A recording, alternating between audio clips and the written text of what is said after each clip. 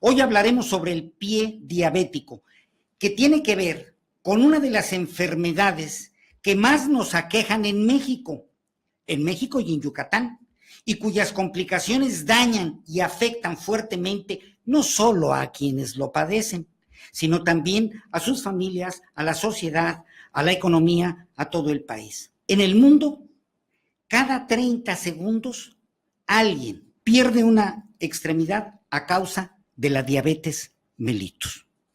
Pero hoy aquí en Médico de Cabecera le tenemos buenas noticias e información muy alentadora sobre esta terrible enfermedad. Para hablarles sobre este tema está con nosotros nuestro invitado de hoy, el doctor Cuauhtémoc Sánchez Rodríguez. El doctor Sánchez es maestro en ciencias médicas y también maestro en salud pública. Él es director de medicina hiperbárica del Centro de Especialidades Médicas del Sureste y del Hospital Orán, profesor de posgrado de la Universidad Nacional Autónoma de México, profesor asociado de la Universidad de Michigan y presidente del Comité de Certificación Internacional del Colegio Americano de Medicina Hiperbárica, entre otras distinciones. Doctor Sánchez, ¿qué es el pie diabético? ¿Es lo mismo que la úlcera del diabético? Sí, bueno, son las úlceras del diabético y el pie diabético los confunden mucho en terminología. Sin embargo, es un síndrome muy complejo el pie diabético. No es nada más tener una herida, sino tener una lesión que lleva a esa herida, y aquí hay varias patologías. Tenemos en los diabéticos que se les va formando como sarro a las tuberías aquí en Mérida o en Yucatán, y hacen lesión de los grandes vasos, los que vemos en los estudios, y le llamamos macroangiopatía diabética, y de los pequeñitos vasos, que son los capilares, y eso le llamamos microangiopatía diabética. Y esto empieza, igual que pasa en las casas, a haber problemas de flujo sanguíneo hacia algún territorio. Y esto incluye los nervios, entonces genera una neuropatía diabética. Los nervios dejan de hacer su función de sensibilidad y motora, pero además pierden la capacidad de hacer otras respuestas como la erección pilosa. Eso quiere decir que los vellitos de la pierna empiezan a perderse, empiezan a dejar su función, las glándulas sebáceas empiezan a dejar de lubricar la piel y entonces se vuelve quebradiza. Y también hay una linfopatía diabética porque tenemos vasos sanguíneos y tenemos vasos linfáticos.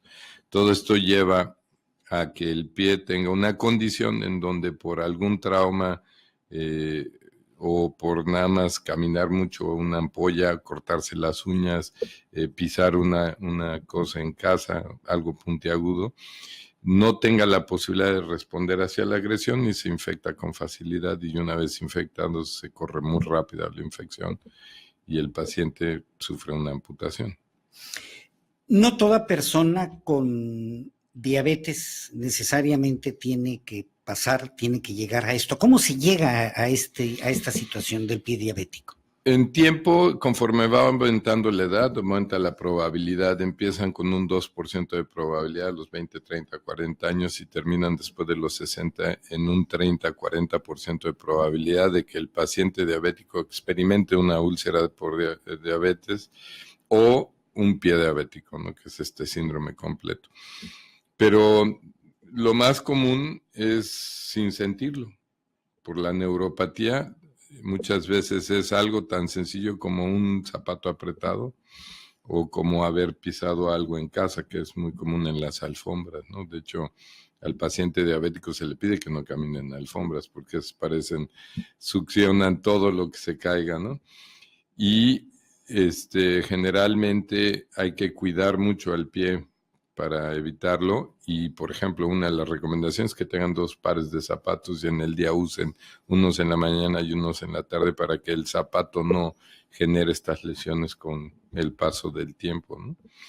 Pero en general el 30% de ellos lo padecerán. Ahora, que un paciente con pie diabético tiene o le representa 2,5 veces más probabilidad que se muera que un paciente diabético que no tiene úlcera de diabético o un pie diabético. O sea, la mortalidad es altísima en ellos que tienen una úlcera o un pie diabético. ¿Qué tan grande es el problema en Yucatán, en México? En el mundo. En el mundo. En el mundo, pero más para nosotros, sobre todo porque somos el número 1 en diabetes a nivel mundial, de acuerdo a la OSD, y más o menos nos dan alrededor del 12% de nuestra población con diabetes. Sin embargo, el 70% de los diagnósticos de diabetes se hacen por una complicación. Eso quiere decir que nuestros pacientes tienen entre 10 y 20 años con diabetes antes de enterarse. Entonces, la expectativa o la probabilidad de que tengamos diabetes en números alarmantes en este país para el 2030 es como del 30 al 40%, sobre todo porque hemos visto que con la obesidad infantil, que también somos el número 1 en el mundo, aumenta la probabilidad de desarrollar diabetes. Y entonces ahora vemos diagnósticos de diabetes en niños de 12 años, cosa que no veíamos hasta los 40. Entonces, tenemos un diagnóstico por debajo de lo que deberíamos de hacer un tamiz general a la población en donde investigáramos a todos por lo menos un par de veces para saber si realmente tienen o no diabetes. Y de ahí empezar a cambiar nuestros paradigmas de educación, sobre todo de prevención al pie diabético, a la insuficiencia renal y a la ceguera, porque curiosamente la diabetes es la primera causa de insuficiencia renal crónica en México, la primera causa de ceguera y la primera causa de amputaciones no traumáticas en este país. Entonces es un problema de salud pública muy importante.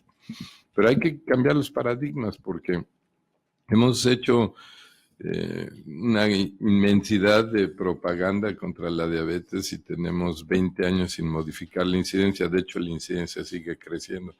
Entonces, a nivel nacional y a nivel mundial tenemos que cambiar esto, ¿no? México y Yucatán están muy cerca de niveles críticos de presentar pacientes con diabetes. Y cuando digo críticos, quiere decir que nuestra población se va a ver afectada, es una epidemia ya, y conforme pasan los tiempos, si no modificamos el sedentarismo, la obesidad, los problemas cardiovasculares y la diabetes, nuestra mortalidad va a aumentar muchísimo en jóvenes. Por lo que usted dice, el diagnóstico oportuno podría jugar un papel extraordinario, no solo a nivel de salud pública, sino en lo individual, en lo personal, el individuo, el hecho de poder diagnosticarse a tiempo, pero no hay eso, no hay esa cultura, no hay ese hábito, no hay esa política, no hay esa manera de abordar el problema. No hay, y no hay la conciencia de que necesitamos cambiar de estilo de vida y a la mejor incluso cambiar la mentalidad, porque ahora que se hizo el ajuste en la ley para que los refrescos embotellados tuvieran un impuesto mayor y la gente dejara de consumirlos, lo que pasó es que dejó de consumir comida saludable para mantener los refrescos embotellados. Fue exactamente al contrario. Por eso digo que hay que cambiar el paradigma. No estamos incidiendo en una campaña que modifique, una, la conciencia interna y dos, el cambio de actitud hacia nuestra población, hacia nosotros mismos, y a la vez es un problema muy complicado. Yo platicaba con gente en las comunidades rurales y los refrescos embotellados, esto de 3 litros de colores oscuros, resuelven gran parte de un problema económico y cultural, porque si van a trabajar al campo necesitan líquido y azúcar, y eso se los proporciona, pero la cantidad de azúcar que tiene es bestial, y además se asocia a otras cosas, ¿no? Hay un 12-13% a una probabilidad de que haya influencia genética, una predisposición genética. El perímetro abdominal, eso quiere decir que si está uno gordito, tiene más chance de presentar diabetes, eso ya lo conocíamos. Y finalmente la diabetes termina siendo un problema de mal manejo de grasas que al final afecta la adecuada utilización del azúcar dentro del cuerpo. Y esto va generando un efecto a largo plazo. Y el gran problema, fíjate, que ocurre porque la diabetes no duele y no incapacita temprano, ¿no? Yo estoy seguro que si tiene uno un dolor de muelas un sábado a las 4 de la mañana, De a inmediato. más tardar el domingo a las 6 ya están los 7 buscando a alguien que resuelva el problema. La diabetes no hace eso. Entonces su paso va afectando de manera más callada y la gente lo sabe, ya incluso comenta sus niveles elevados, ¿no? Como un reto. No, yo ya llegué a 450, no, yo tuve 510. Y es peligroso porque esos niveles elevados o mal control de la diabetes acortan el tiempo de la llegada de las complicaciones de muchas maneras. Y se puede llegar también, como pudiera ocurrir, el hecho de que haya personas que digan, bueno, es que ya me diagnosticaron diabetes, ya estoy tomando el medicamento, no hay problema, sigo sin cambiar mis paradigmas, sin cambiar mi dieta, sin cambiar absolutamente nada, y al final tampoco es así, ¿verdad? Eso no, tampoco es así, porque desgraciadamente en todos los medicamentos que usamos en medicina alopática, solo el 30% de los pacientes hacen la respuesta que deseamos a ese medicamento. Ese es un tema que habrá que hacer un programa exclusivamente para él. Sí, claro, cómo cambiamos, es parte del paradigma, cómo cambiamos a la responsabilidad propia del control de la salud, porque voy a tomar una pastillita y ya no tengo que hacer nada. Pero además el gran problema es que no modifiquen el 70% lo que queremos, y entonces al mismo paciente nosotros le decimos, no está haciendo lo que le dije, no está tomando su medicamento, y el paciente dice, sí, lo estoy haciendo. Y ahí es en donde el problema en las diferencias epigenéticas o genéticas pueden generar grandes cambios en la respuesta. Pero además nuestros medicamentos que usamos para la diabetes tienen 40 años, ¿no? Hemos sacado nuevos medicamentos que modifiquen de alguna otra manera, les vamos dando la vuelta, es lo mismo, ¿no? Claro. Los dos tipos, uno hipoglucemiante y el otro que ayuda a la respuesta del receptor en el músculo para la utilización de la glucosa. Tenemos que cambiar eso, pero sin duda no lo vamos a hacer si no cambiamos la mente.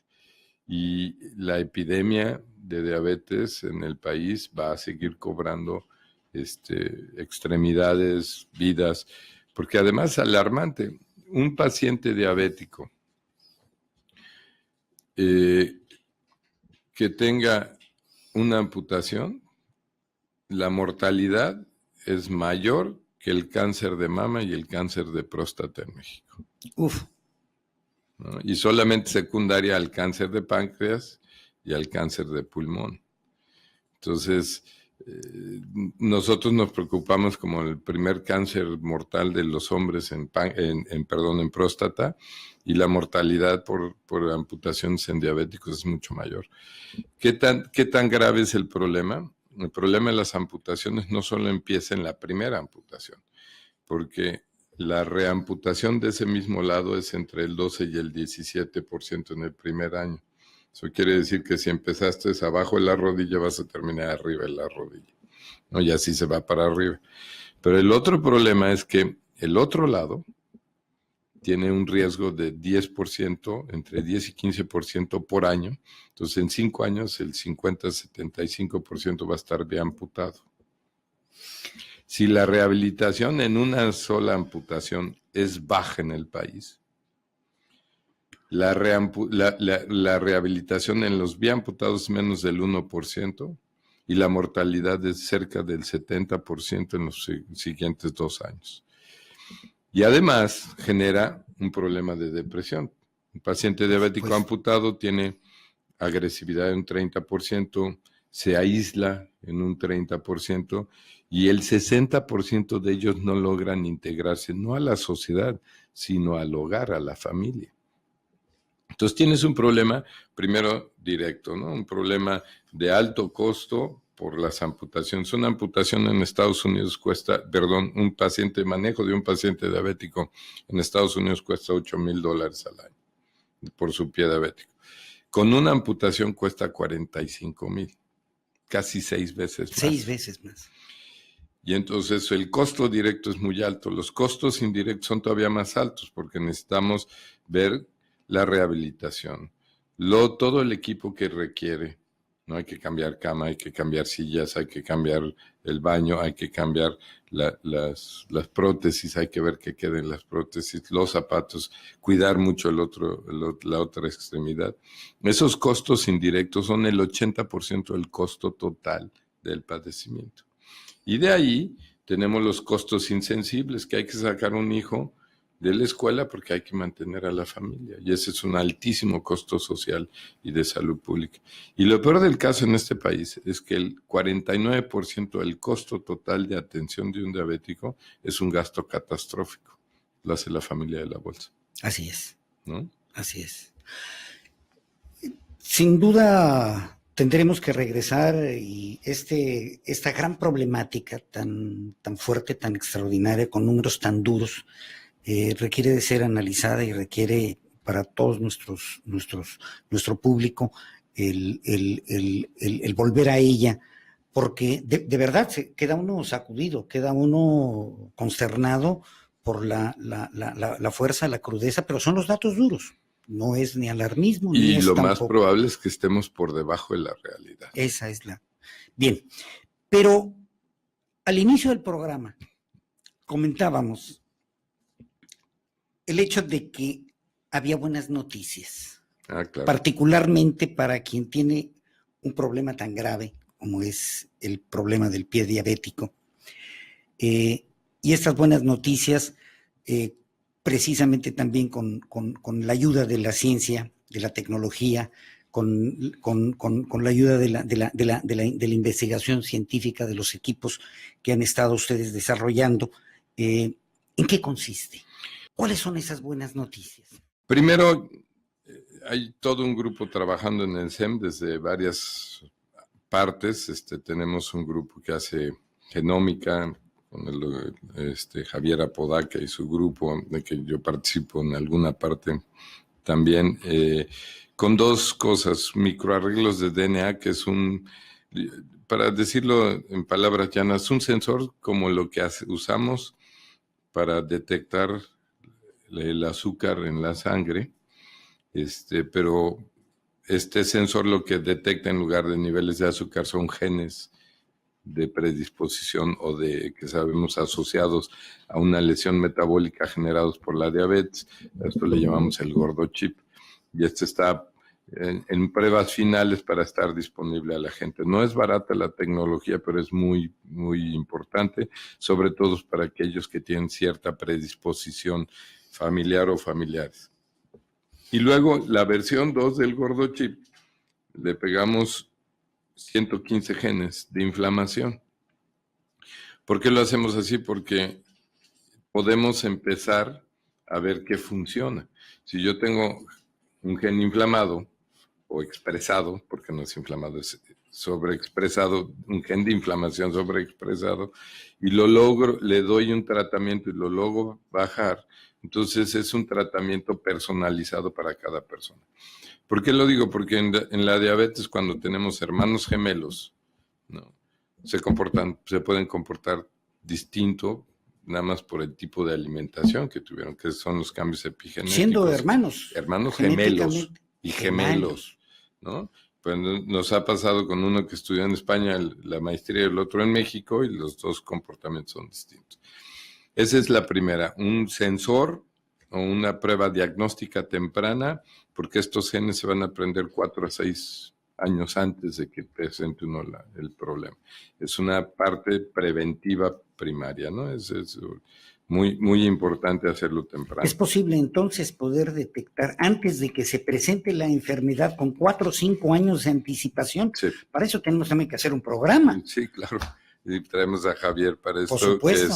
Es realmente sorprendente lo que se ha logrado, ¿no? Eso además desarrollo en Yucatán. Aquí en Yucatán. En Yucatán. Sin duda, con participación de gente del IMEGEN, del IBT, de muchos lados, pero el desarrollo primario fue en Yucatán. Y lo segundo es la generación de una área específica que estamos terminando de organizar, ya está todo el diseño, pero ya podemos atender pacientes de pie diabético. Debido a las diferentes causas y diferentes áreas que afecta la diabetes, la atención debe ser multifactorial. Digo, es un problema multifactorial que requiere una atención multidisciplinaria e interdisciplinaria. No nomás muchos doctores que no se hablen entre ellos, sino que interactúen Claro. entre ellos. Y gran parte de esto tiene que ver con el flujo sanguíneo, entonces vamos a tener un angiólogo, un cardiovascular, el ortopedista y el protesista, en fin, son cerca de 16 gentes, nutriólogo, todo esto, además la gente que hace biotecnología, para poder arroparlos por completo. Necesitamos incluso que uno entienda, ¿no?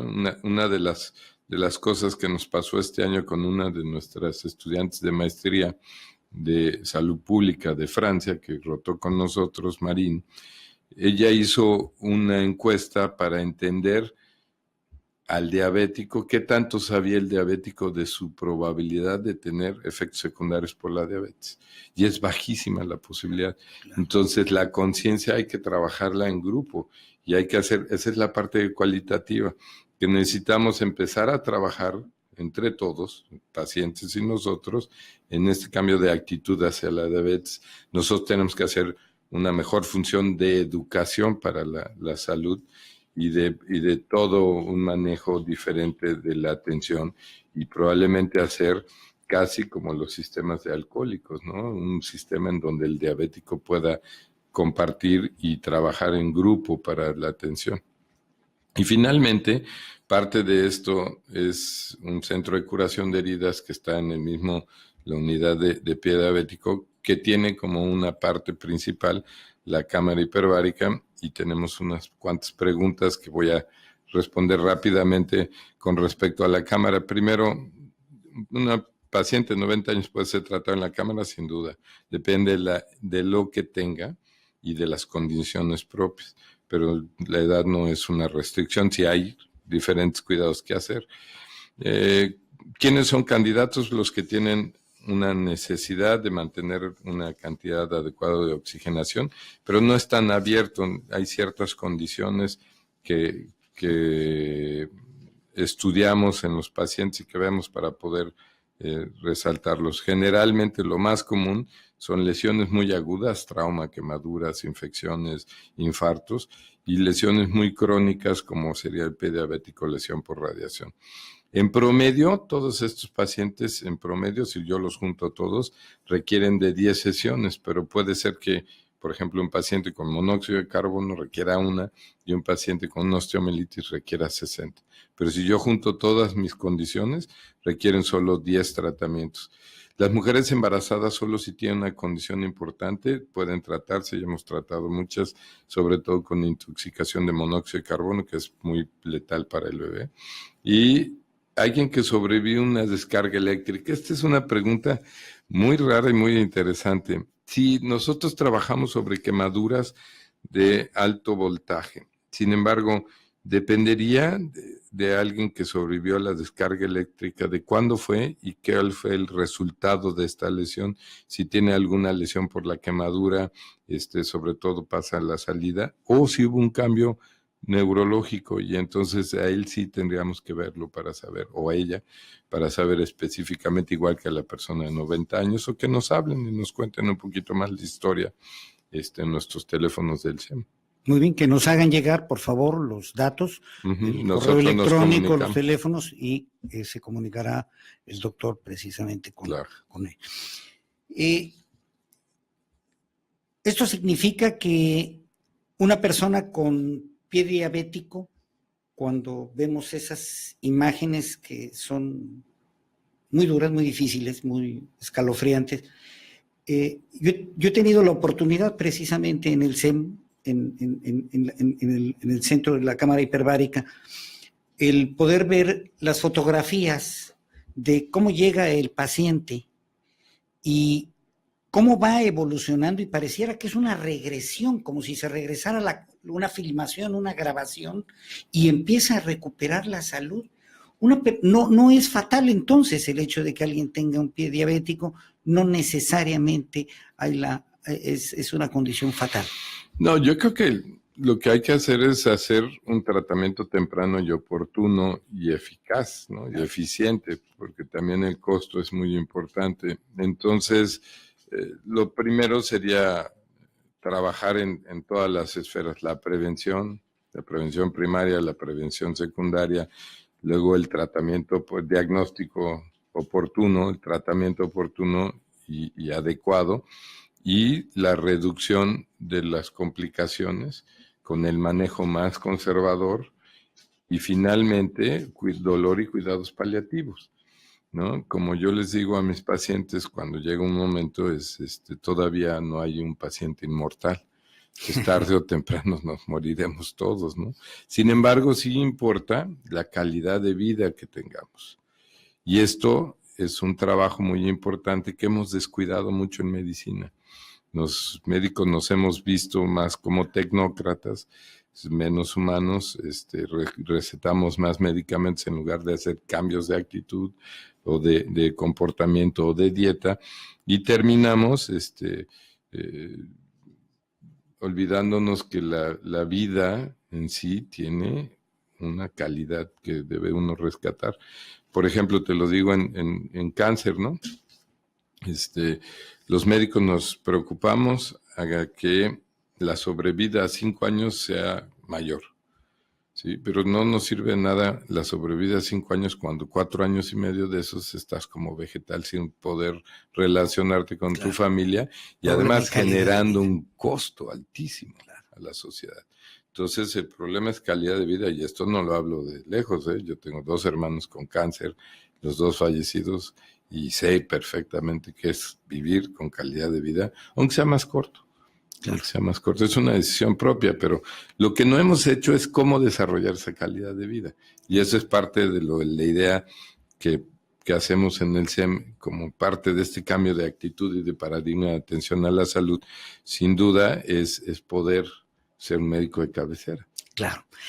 Doctor, ¿cómo funciona la cámara hiperbárica? Para los que no somos médicos, los que somos legos en esta materia de tecnología, ¿cómo funciona? Porque pareciera que es magia, pero no está muy lejos de ser magia, sí, por claro. Supuesto. Esto es ciencia y estamos hablando de una serie de elementos que se conjugan para lograr que no solamente el pie diabético, sino ya nos platicará de algunos otros padecimientos, incluso muy graves, que son atendidos exitosamente a través de la cámara hiperbárica. ¿Cómo funciona? Para entenderlo, me voy a regresar muy rápido a la vida en la Tierra. Este planeta es azul porque tenemos mares y tenemos una atmósfera que tiene 21% de oxígeno. Sin esta no podríamos sobrevivir. El oxígeno en la Tierra no es de gratis, surge hace 3.5 miles de millones de años la vida en la Tierra, y el oxígeno empieza como un producto de metabolismo de una cianobacteria hace 2.5 miles de millones de años. Cuando empieza a surgir el oxígeno se muere toda la vida en la Tierra, exceptuando la que está profunda en la Tierra y profunda en los mares, porque era tóxico. Tardamos 1,000 millones de años en poder utilizarlo, ¿sí?, a nuestro favor. Y una vez que lo pudimos utilizar, fue cuando hubo el gran crecimiento de vida en la Tierra, ¿no? Todas las desapariciones, las 4 grandes desapariciones de vida que ha tenido esta Tierra se han relacionado con pérdida del oxígeno de menos de 15% en la atmósfera o 10% de lo que tenía anteriormente. Y esto lo que quiere decir es que todo lo que nosotros hacemos depende de oxígeno. Entonces, si tú tienes una condición aguda o crónica que disminuye el riego sanguíneo y la administración de ese oxígeno a alguna parte del cuerpo, entonces vas a padecer algo. Claro, ¿no? Si es un infarto, pues el cerebro se va a morir o el corazón se va a morir. Pero si es un proceso crónico como en la lesión de los vasos de la diabetes, vas a ir cambiando poco a poco. No es tan agudo y es mucho más a largo plazo. Ahora, todo esto es, si el cuerpo requiere oxígeno para funcionar, nosotros lo que hacemos es, a través de la presión, aumentamos la cantidad de oxígeno disuelto en el cuerpo para que llegue hasta esos lugares más lejanos. Y cuando yo digo lugares más lejanos, no solo hablo de los tejidos, sino de las células, o de la mitocondria de la célula, que es el generador de la energía celular, que es importantísimo para que funcione. Algún día tendremos que hacer un programa que se llame del citoesqueleto al esqueleto. Resulta que las células tienen esqueleto y ese esqueleto depende de que tengas energía para que se modifique. Y entonces se hace lo mismo que nosotros hacemos. Si yo te voy a pegar, tú haces una respuesta antálgica. La célula hace lo mismo cuando tiene una agresión química o térmica o mecánica. Entonces requiere, para responder adecuadamente, que su esqueleto, su citoesqueleto, pueda cambiar y modificarse. Y eso depende de oxígeno. Entonces, tan básico como los mecanismos subcelulares, y esto depende también de proteínas, ¿no? Que son enzimas que hacen una respuesta, y de estas proteínas las más importantes son las YAPITAS, que tienen nombres curiosos. Y, por ejemplo, cuando yo hablo de eso, todo el mundo se me queda viendo y dice, ya lo perdimos, ¿no? Le digo, oigan, pues, ¿se acuerdan de la proteína Tau del Alzheimer? Pues es de este citoesqueleto. Entonces, finalmente lo que hace la cámara es poder proporcionar el sustrato principal del cuerpo para que haga su función, y el cuerpo es mágico. Lo hace solo, es el oxígeno. Es el oxígeno. Sí. Entonces, es el elemento central, el elemento principal. De la vida. Por supuesto, con la tecnología y con la investigación y el desarrollo de la medicina, el aplicarlo de la manera adecuada, de la manera correcta, para poder lograr esto. Sí, no es igual. Así como decía una paciente de 90 años, la persona que nos habló, es diferente dosis para una paciente de 40 o 50 años. Eso es, y depende de la patología. Eso es la parte que nosotros hacemos, modular los tratamientos dependiendo de lo que tengamos, ¿no? Porque la asociación que normalmente se tiene cuando se escucha cámara hiperbárica, estamos hablando de buzos, estamos hablando de los problemas de inmersión, de los pescadores, ¿no? Pero con esto que usted está diciendo es no solo eso, sino además del pie diabético, seguramente muchas otras enfermedades. Las quemaduras, por ejemplo. Las quemaduras. Nosotros, es muy curioso porque el tratamiento hiperbárico surge en 1604 en Inglaterra con Robert Henshaw, pero eso fue en 1600, inicio de 1600. El tratamiento con cámara hiperbárica para un accidente de buceo es de 1936, ¿no? Entonces hay una gran 300 años casi previos de medicina. Nosotros, a pesar de que nuestra población de buzos y accidentados de nuestros buzos pepineros y langosteros es muy grande, ya pasamos 450 casos, es solamente el 7% de lo que hacemos en los hospitales.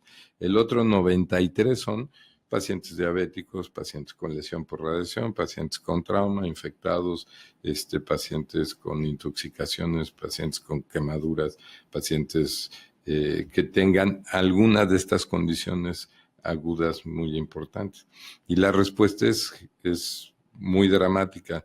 Depende también si es temprano, no tan temprano, si tenemos un equipo de trabajo alrededor, porque hay cosas que necesita resolver el cirujano, ¿no? Tenemos una llamada de Michoacán. ¿Qué tan importante es hacer un check-up y cada cuánto se recomienda? Saludos y muy interesante. Y Víctor, la segunda pregunta es una persona delgada pero con antecedentes familiares diabéticos graves. Bueno, la primera para Víctor. Víctor, los check-ups dependen anuales siempre, pero depende también si tienes algo más. Por ejemplo, hay ciertos pacientes con lesiones cardíacas que habría que hacerlo cada mes, cada 3 meses, cada 6 meses, dependiendo de lo que sea. Sin duda, lo más importante es un check-up anual de todo tipo, ¿no? Y eso estamos también implementando en SEM. Y la otra es, a pesar de que sea uno delgado y tiene antecedentes familiares graves, sin duda el ser delgado le ayuda mucho a evitar el problema, pero los antecedentes diabéticos es otra vez alrededor del 12%. Los cuidados es exactamente lo que dice. Lo más importante es no aumentar de peso y hacer ejercicio. Con media hora cada día y un día que haga un poquito más intenso es suficiente. No necesita hacer mucho más. Si empieza uno a ejercitarse, el cuerpo mismo le va pidiendo más ejercicio, pero esto lo tiene sin duda muy claro. Y cuando uno habla de dieta en un diabético, no es quitarse todo el tiempo, sino manejar pequeños premios a la semana, ¿no? Si yo hice toda mi dieta, comí bien, balanceado, no subí las calorías como lo que debía de subir, a lo mejor me como un pedacito de pastel el sábado o una cucharada de helado, ¿no? Esto es parte importante porque cuando uno siente que lo van a poner a dieta como diabético es casi como si lo encarcelaran, ¿no? Con la parte de la comida y otras cosas. Doctor Cuauhtémoc Sánchez, por favor, su recomendación final, La diabetes no significa que se va a morir uno, significa que hay que cuidarse, que es un reto mayor, que debe uno tener mayor conciencia, y los pies es una de las partes más importantes de cuidarse, no menos que el corazón y la mente y los riñones, ¿no? Y el alma. Sin embargo, yo creo que los pacientes o los hijos de pacientes de diabéticos deben empezar a acercarse más a su médico y pedir toda la información que les ayude. Existe la Federación Mexicana de la Diabetes que tiene capacitadores y educadores que ellos tienen muchísima información. Ahí en todos los estados pueden acercarse a ellos y les mando un saludo desde acá porque hacen una labor muy importante. Y finalmente, si están en Yucatán, nosotros en el CEM estamos listos para recibirlos y platicamos. Así es, simplemente comunicarse, como dice el doctor Cuauhtémoc Sánchez, comunicarse con nosotros, denos sus puntos de vista, háganos las preguntas para nuestros especialistas y estamos para servirles.